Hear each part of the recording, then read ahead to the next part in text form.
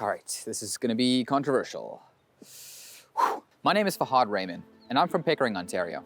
For decades now, there has been talk about a potential airport in Pickering.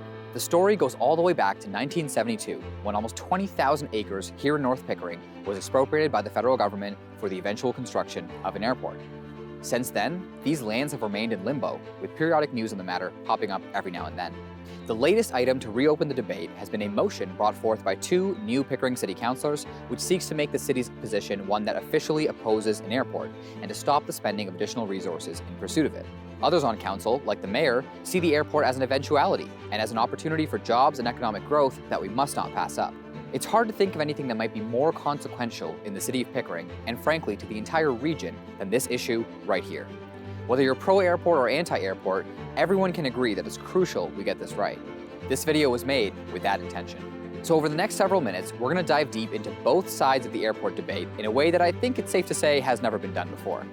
I sat down with the two councillors who brought forth the motion, that's Ward 2 councillors Nagy and Linda Cook, to hear what they had to say and why. As well, I had a discussion with the mayor of Pickering, Kevin Ashe, to hear his take as well. We discussed each of their perspectives and even had a chance to speak to Mary Delaney, the chair of Landover Landings, which has long opposed an airport in Pickering, as well as Mark Brooks, a commercial pilot and flight instructor who runs a pro-airport blog called Friends of Pickering Airport. We hope these perspectives provide you with additional context. This is a tough issue to sort out, but we know we have to do it, right? Like, we do actually have to figure out a solution. And after talking to all sorts of parties on all different sides of this, the one thing I find everyone agrees on is that the time to make a decision is now. With the motion up for vote in council on April 24th, and with a brand new Transport Canada RFP that came out midway through making this video, what better time to get educated on the matter of the Pickering Airport than right now? I hope that this video helps you in understanding your own personal take with all sides considered. So let's begin in 3, 2, 1. Alrighty guys, we are joined today by Councillors Nagy and Councillors Cook. These are the two Pickering City Councillors who brought forth this motion. So thank you so much for joining us today. Super great to talk to you both. Our pleasure. Yeah, awesome. So why don't you take it right from the top here? You brought this motion forward. Why? The whole airport fight obviously precedes me, but it's something that I've learned a lot about in the last, I'd probably say about 5-10 years really. I've started to, as I've gotten more and more involved and more invested. Right. And really the reality is that there's so much going on in so many different areas, from climate crisis, from the alleged business case, from the farmland that we would lose, that it's been going on for so long that let's just make a decision. Yes, make a decision one way or the other, put it to bed, and move on to bigger and better things. I see. Councillor Cook, anything to add? And for me, I mean, it's no secret that I've been around as long as the airport lands have been in contention, and I'm just done with it. As a resident for over half a century in Pickering, I've heard it all, I've seen it all, I've read all the reports, I've been a part of all of the arguments, pro and con. Right. And for my position now on council, the reality is Pickering has invested a lot of money in a proposed airport that we do not control and have no stake in. This is federal land that has been designated as airport land that the feds will control. So why are we continuing to invest literal dollars and staff dollars? There's a time cost associated. Those are taxpayer dollars. When I feel it's just time to, let's couch this decision. If and when the federal government comes back, let's look at it then. In the interim, I feel that we could be funding other projects with that economic investment that we're putting towards an airport we have no control over. Do you think we'll ever need an airport? Yes. Up there? Absolutely. Yeah. Not necessarily up there. I mean, we have to look at where else the geography is that we're expanding. We're very focused here in Pickering because we live here. Yeah. And these are where the airport lands have been set aside, but there's expansion now that has been designated in Waterloo on the other side. I mean, you have an entire other half of a province that we haven't even looked at in terms of aviation scalability. What other impacts will have occurred that will change the face of aviation? You know, when you look at engines, the combustion engine is going the way of the dodo now, right? There's a moratorium that's already been established in the UN for climate crisis, you know, to start phasing out that engine by 2036, which is the same time that KPMG was supposed to come back and hypothesize that we needed an airport. It's a familiar year So, to us all. familiar let's year talk to us about that all. report. We talked about KPMG's most recently completed aviation sector analysis, which states that if we do nothing, by 2036, demand will far outstrip our existing capacities at both Pearson as well as Billy Bishop Airport from a variety of metrics: passenger runway space, terminal aprons, which are the actual stalls that the airplanes park at, and more. It says that if we're able to pursue all available expansion at Pearson, Billy Bishop, Waterloo, and Hamilton, that we will have adequate capacity up until 2036. It does not mention or account for anything beyond that. Councillors Nagy, Cook, and others who oppose this airport see this as being proof that we don't need an airport in Pickering, as there are other options. They also bring up the benefit that we could see from agricultural uses, the resulting economic impact, as well as the environmental argument. If we were to reinvest money into the north, the agricultural benefit that we could see is phenomenal. Landover Landings commissioned a study. It was something like $240 million of agro-tourism that we could see a year. The report that Mara was referring to is a business case for a food hub on these lands. So the other thing we need to consider is that for the last 50 years, those lands have largely been untouched and derelict. While they support a wonderful microcosm of wildlife, And those Class 1 farmland. lands, There's some agriculture happening, right? a little There's- bit, yeah. but not the total package. Right. So what have we lost by not producing on that land? And an unfortunate oversight that could have been utilized during the last half a century in a profitable way that would have served the land, served the residents, served the government, because as this study points out, that is a $4.4 million a week proposal of economic development through the agri-sector that we're missing out on. which adds up to my $240 $40 million million per year. a year. Yes, the impact of pollution and climate change is going to run us right across the swath of land of the flight path. As farms are drying up with droughts and kind of freak weather patterns, this is part of a push to try and treasure ours more. Much of our food is imported from warmer climates, warmer spaces further south, and they are seeing irreparable changes in their soil and their production. And when we talk about the climate crisis, I think it's important to acknowledge also that humans caused it, we're continuing to cause it, and continuing to put things like an airport, to serve it up on a platter and say, let's talk about it, is continuing to reinforce that climate crisis. Really, it's us not doing anything to stop it when we could. We are in a moment of an extreme turning point here. Next, we met with Mary Delaney, the chair of Landover Landings, outside of a historic building in the hamlet of Brome, so she could tell us why her organization opposes an airport in Pickering. We are standing outside of the Bentley Gibson House with Mary Delaney, the chair of Landover Landings. Mary, thanks so much for your time today. Thank you.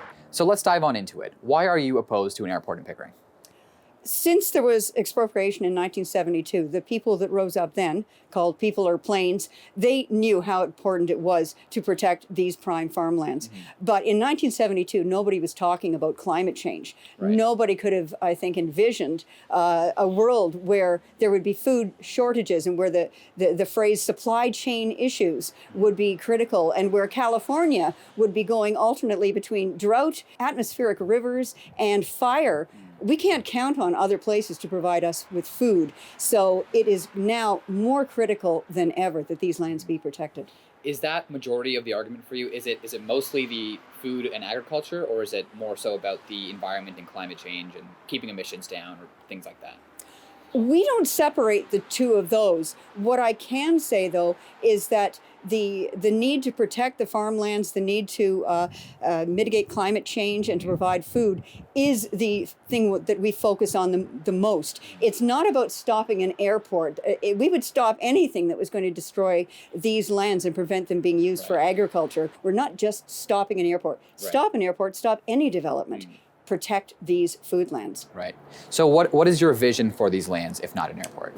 Our vision is right here. It's North Pickering Farms. Now, it truly is a vision in the sense that it doesn't exist. It's just what we imagine. This building, for instance, is a fabulous heritage building. It has National Heritage designation. What an amazing restaurant or B&B it would be. Or the offices of a research center. We'd love to see Brome turned into a community that has all those things to do with agritourism, which is really booming business, and also education. because research into climate change is something that Canada could and should be leading the way on. What a great facility this would be. Next, we talked about potential issues in the long run if we don't build an airport. But let's say Pearson grows and they expand a little bit, and that's maybe that'll buy us another 10 years. But what about 20 years from now? What about 30 years from now? What do we do then? I think 10 years from now, 20 years from now, 30 years from now or more, I think the problem that we're going to be facing is going to be climate crisis. I think it's going to be shortage of water. I think it's going to be shortage of food. I don't think it's going to be the need to fly other places. I don't think that's going to be the critical situation we'll be facing at that time. I really, honest to God, don't believe that. What I do believe is that we need more ground transportation, and that's the sort of thing that the city of Pickering ought to be working with the other levels of government now to get a stop in North Pickering, because there is a rail line already going through, and they're going to be enhancing that. So let us jump on that train and join in. No, I don't believe that a shortage of new airports is going to be the crisis we're facing in the years to come. All right, so Mary, what is the main message you want people to know? That there isn't going to be an airport, that the federal government has owned the land for over half a century and the opportunity was there, nothing stopping them, except the lack of a business case or a need. There isn't one now, and there wasn't then, and there will be even less in the future as we face a world that is on the brink of climate catastrophe. We have to protect these lands. So that's a summary of the anti-airport stance. It makes sense, and I get it. I mean, anyone who's driven down Highway 7 knows how beautiful and rich these lands are. I personally enjoy having them so close by and undeveloped. But from an aviation point of view, they view the situation a little differently. We took a trip up to Buttonville Airport to learn more about the aviation perspective. All right, ladies and gents, we are in Buttonville Airport today, joined by Mark Brooks. Mark is the moderator of pickeringairport.org. He's a long-standing advocate on the issue. Mark, thank you so much for taking the time. My pleasure. Thanks for listening. Yeah, for sure. So let's get right to the heart of the issue. Pickering Airport, why do you support it? Well, we need it for a variety of reasons: economic, aviation capacity, and business. I mean, we are out of space. The airport we're in right now, every hangar is full. We're shuffling planes around from here to Oshawa, as far away as Waterloo, and even out to Montreal to do maintenance. Wow. So we have no space at this airport, and this is a privately owned airport. Mark also explained that in coming years, Buttonville Airport will be shut down and redeveloped by its owners, Cadillac Fairview. So tell us about what an airport would do for the aviation industry. Airports are key to allowing us to access the global economy. Airports are the gateway, both for supplies to the supply chains that we need to build and manufacture goods, but also for getting our manufactured goods back out to the clients, to the customers. Right. So aviation is key, not just inside Canada, but internationally. Right. And what would it do for the general public? General public, it's prosperity. It's everything you're wearing. It's the latest iPhone. It's blueberries from Morocco. It's part of the G7 economies. Right. By your estimation, what do you think happens if we don't build this airport? We lose tens of billions of dollars. We lose thousands of jobs, and we end up with a very congested, constricted town. Right. We end up with, right now, in and around Pearson Airport, they have less than 0.5% of vacant industrial land. When that land's gone, what happens? Well, businesses don't move here. New jobs are not created. Things get more expensive. Things get more expensive. The businesses that are here will not be creating jobs. Now, how do we balance this all with the environmental stance? When people say, we got to look out for the prime farmland and the environment and the climate, how do we balance all that? Well, we balance it by a careful development. We balance the need for infrastructure, new jobs, and the prosperity that they bring, plus the tax revenue, with an understanding of what actually produces food that we consume. If you look at what's on your table, it's coming off cropland in Ontario, and you can get into a car and drive from here to Windsor, and you're going through farmland for as far as the eye can see for hours, and that's mostly Class 1 farmland. Right. So the 9,600 acres sitting over in Pickering is not a unique spot. And in aviation, it's going to net zero. So by 2050, aviation will be a net zero form of transportation. And we can get there a lot sooner if we want to. How does that all work? How does net zero work in aviation? Basically, this plane can be a net zero plane if you have net zero fuel. Okay. And so what's happening now in aviation is we're in the process of mandating a switch to net zero fuel. So every plane on that ramp, every plane flying in and out of Pearson can become net zero. Yeah, all you need is net zero fuel. And the new net zero fuel, the SAF, is not the old biofuel. It is a designer fuel. It is completely indistinguishable from Jet A. Well, my fundamental message is balance. Aviation is the linchpin of the global economy. Everything you can imagine is focused on and based on aviation, and it's going to double in size. And it's going to hit net zero. So, it would be a tragedy if we did not build this airport. It would be a tragedy we would have to explain to our children, okay, and to our grandchildren, how we let this opportunity slip by. Why? So there you have it. A lot of good points made here as well. Dwindling capacity, the ability to support upcoming growth, and of course, jobs, which is one of the driving forces for why some city officials, including the mayor, also support an airport in Pickering. We are sitting today in Mayor Ashe's office here at City Hall. Mayor Ashe, thank you so very much for having us here. Glad to have you. So let's start right from the top. In the past, you've supported plans for some form of airport. Why is that? Well, my support of an airport is really about my support to bring new jobs. And we're on the verge of a population explosion. The Envision Durham and government decisions will make Pickering the largest municipality in Durham in the next 30 years. We're 110,000 now. We're going to go certainly over 250,000. And those people need a place to not only live, but to work. And I don't think many people could be opposed to an airport, but I don't think many people could argue that it's an economic driver that would bring business to the city. What about this motion that's before us right now? What does that mean to you? Well, we just went through a conversation with people, called an election, and we have a new council, and we're finding our way. And some of the new councillors had a position being negative to an airport, and they're bringing that issue to a discussion point. The federal government's kind of, I think, changed the rules halfway through our discussion. Even as recently as Tuesday, they released an announcement that they're going to be doing an aviation study. And I think council will probably be of the opinion that that's a good thing, and that we should wait in regards to a decision about the airport until after that's completed. Now, most people who oppose this will mention something along the lines of environmental concerns about climate change. What can you speak to with regards to those? I don't think it's an all or nothing proposition. The lands that are currently airport lands are not being farmed as such. There's no fruits, there's no vegetables, there's no horses galloping around, there's no romanticism attached to it. It's soybeans, corn for cows, etc., etc. The other thing is, an acre of farmland is taxed to the city at $32 per acre. An acre of commercial property is taxed at $24,000 an acre. Wow. Right. So that there's that argument.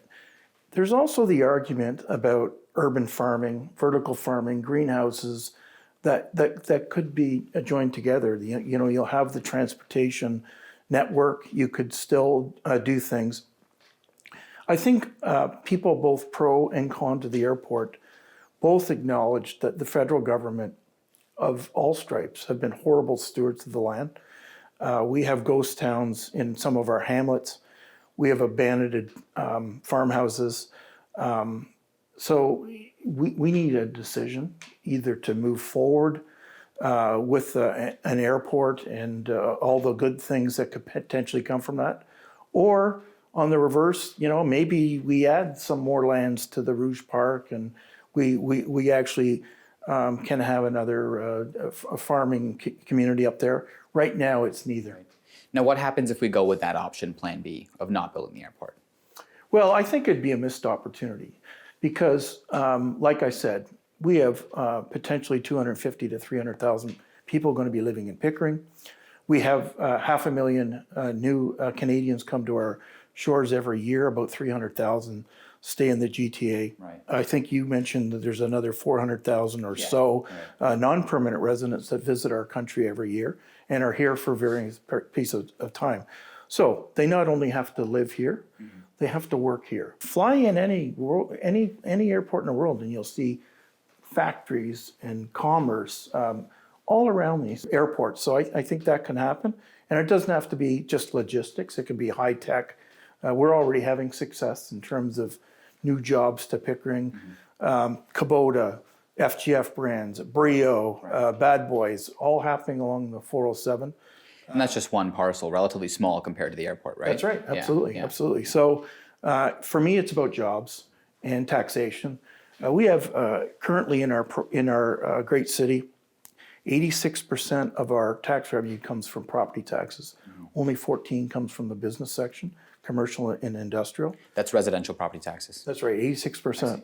Yeah. So I really think a spin-off economic boom of an airport would be a more balancing to get more taxation from commercial and industrial buildings. Right. Would that be an assurance? Like, could people be assured lower taxes if an airport is to be built? I don't think in today's day and age we can talk about lowering taxes. What I think we can talk about is sustainability, a lowering of any increases we have, those types of things. One thing we've learned through the pandemic is residents really have a higher reliance on public services. So I don't envision us being able to lower taxes. My goal would be to keep them affordable, certainly below the rate of inflation, and change that mix 86-14 to something closer to 75-25, where we'd have more flexibility. That's why Toronto's taxes are so low. Right. It's not because they're more efficient than us. It's because of those towers downtown that generate all that revenue, and they simply don't need the monies that come from the residential tax base. While it sadly doesn't look like tax cuts are likely, this could prevent future increases for residents and would mean a better capitalized city in the future. Mayor Ashe, why not do nothing and just wait and see? Well, I think doing nothing is not really the answer, because I think we have to have a discussion, an adult discussion about what our community is going to look like. We, again, just went through an election where there was much discussion about how our downtown is going to be developed or not, how our greenfields are going to be developed or not. And I think we need an adult discussion about if the airport is going to be developed or not, the pros and the cons on it. So of those people who have mentioned pros as well as cons, what con can you say stands out to you as the most legitimate concern? The biggest con, I think, is I've talked about the federal government being not very good stewards of the land. I think the absence of a decision of 50 years has hurt our community, both from the federal government on the airport lands to the provincial government on the Seton lands. And there is obviously some issues on food security, on climate change that are legitimate. It's a question of, is there a balance in regards to those issues? Can we have food production and an airport? Can we talk about climate change with an airport? I think we can. People who talk about climate change, the business has changed, the aircrafts have changed. And my argument is climate change, and it takes an hour and a half, 2.5 hours to get down to Pearson now. The roads are clogged. They're not all electric vehicles, that's for sure. So there's certainly a give and take in regards to those two very important issues. Another big issue is access. How will people get to this new airport? We have the 407 there. 407 is planned and built to have a transit corridor down the middle. So the long-term plan would be to have some type of automated light rail or whatever down the middle of that transit corridor. It can connect very quickly to Pearson, again, as a dual airport. Many of the great cities in the country, in the world, have 2 or more airports. Right. New York as a for instance, London as a for instance, Right. Paris as a for instance. And I think Toronto is a world-class city. Chicago, another one, LA, Right. et cetera, et cetera. Virtually et cetera. all of them. Virtually all of them. Right. And some argue that we have Billy Bishop, not the same. Not quite. It's Yeah. not quite the same. So I think there's an opportunity to have a transit-connected hub, which can be supported by cars on the 407 and some type of transit along the 407 transit corridor, as well as high-frequency rail that they're looking at placing right on the doorstep of a potential airport. So it is a legitimate concern. We need to update and renew our infrastructure, and that would certainly be a priority. Okay, Mayor Ashe, what's the main message you want people to know about the airport? The main message in regards to an airport is I'm delighted that the federal government has made this announcement. Our community has waited 50 years, and it's time for a decision. It won't surprise people that I tell them I want to be the jobs mayor. And I want people not only to live here, but to work here and to play here. I'd love the GO train to be as full in the morning coming out here as it is going into the city. And we'll do that because of jobs. There's no doubt that, and nobody can argue that an airport would be an economic driver. There's some that still say it would be like Maribel. It won't be like Maribel. Maribel was ill-conceived out in the middle of nowhere with 2 passenger airports, where a Pickering airport will be on a transit corridor, potentially with high-frequency rail close by. So the comparison, I don't think, is even a logical comparison. So I think that it's Pickering's time, and this is just one more item that can talk about our journey to be a world-class city. I also spoke to Fiaz Jadoun while I was at City Hall. He's the Director of Economic Development at the city, and he tells me that he has companies calling him, emailing him, all the time, asking for airside industrial space. He explains there is a well-demonstrated demand from the private sector, which, when fully built out, would mean tens of thousands of jobs, many of them technical and engineering jobs, based right here in Pickering. So where does that leave us? All of this, including the vote on the 24th, comes serendipitously in line with the federal government's announcements of an RFP for a new aviation study. This is expected to have a major impact on the airport debate, depending on the findings. Landover Landings sees the federal government's announcement as a win, as they mentioned for the first time the possibility that an airport is not needed in the long term.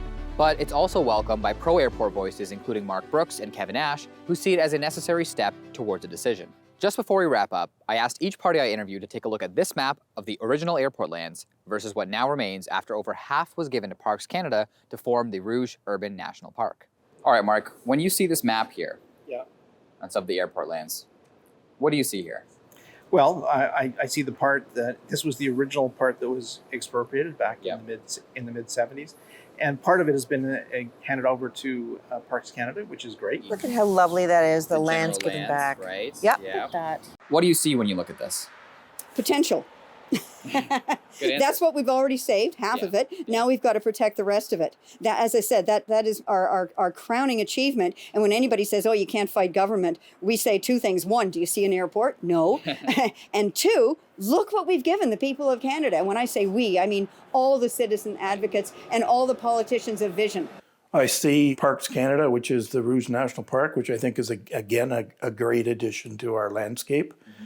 We see 9,600 acres remaining of the airport lands, which is a tremendous economic opportunity for us. I see the transportation corridor of the 407. I see opportunity. Okay. With half the land almost given to Parks Canada now and about half remaining, would you consider this a compromise? Absolutely, absolutely. Parks Canada, Rouge National Park, I think is a great addition to our communities, Markham, Pickering, Toronto. And I think this is a good compromise. Well thought out. Again, the balance of agriculture industry, aviation, Right. and a recreational park so that Right. we all can enjoy it. Couldn't some call this a compromise? Some could. You would disagree with I wouldn't. Yeah, no? No, these were all prime farmlands when they were expropriated, and the government of the day took them because it was supposed to be for the greater good. They've had all of this land, and literally half of the airport land has been turned into a public space. Well, that's a The good thing, right? only- That's National phenomenal. park to exist within a in a major city. Canadian Yeah, city. it's great. You know? And look at the success it's had. Right. How many people do you know go to Bruges? I'd like to think that our government had enough forethought to go, one day we will need this spot. We will need these places to go to. So I look at it from the positive stance of they've already given half back. Right. What motivated them to do that? So that gives you an idea of where each of them is at. Ultimately, this federal decision about the federal lands has had our community both torn and in limbo for far too long. Those against an airport say now is the time to put the matter to bed for good, while those for it say it's a necessity for our future and will bring with it jobs and economic growth. The vote will take place on April 24th at Pickering City Hall to determine if the City of Pickering will make their official position one that opposes an airport or to keep it as the existing stance from the last council, which is to support one. In light of the new Transport Canada RFP, there may be no choice but to kick this question down the road until we have some updated numbers and answers by the feds. It will be interesting to see how it plays out though, and how different members of council will vote. As we all sit tight and wait, I hope this video has given you further insight into all sides of the infamous Pickering Airport debate. Be sure to drop your thoughts and comments, as hearing from you is perhaps the most important thing about what we're doing here. And by the way, we just hit 1,000 subscribers and I am super pumped about it, so if you haven't done so yet, be sure to hit that subscribe button so you don't miss out on any future videos. Special thank you to each and every person who took time out of their schedules to meet with me for this video. We hope you liked it, and I hope to hear your feedback so we can keep on making them better. Thank you so much for watching, and I will see you in the next video.